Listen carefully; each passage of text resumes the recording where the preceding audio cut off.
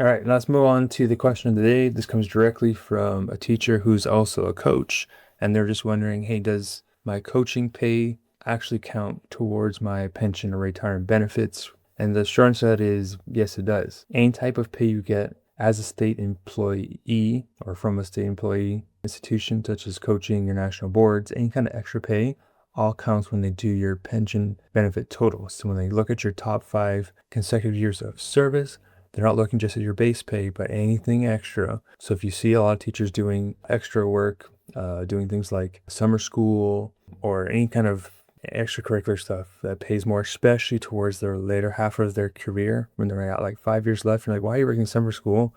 They're beefing up their last 5 years or top 5 years so they can get a higher pension when they retire. Now, one quick note here, it doesn't really matter what employer you work from.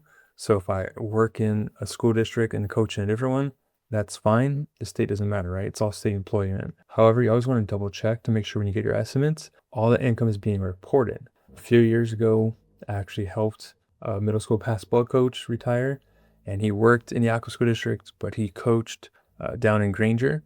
And for whatever reason, going through the pension estimates, the DRS didn't know about his coaching pay in Granger at all. I did it for decades. So we had to actually refute it. I called them up, gave them our numbers. Took about a week of going back and forth before the state would actually take that income and add it to his pension benefit. Now, a coach's salary and the payment you make isn't a lot, but his case, given his 30 years of employment, it was about $200 per month increase in his benefit from catching this one mistake that DRS made. So if you're coaching, and especially in a different district, make sure all of your income that you've got is included inside the estimate, because it could be worth hundreds of dollars per month, which for of course retirement is thousands and thousands of dollars that you could have lost out if you didn't double check this one simple math part. So always remember to double check math, even when you assume it's right, even when it comes from the state, because mistakes still do happen. Now again, if you haven't done so yet, you can join our free community over on School. The link's in the description below.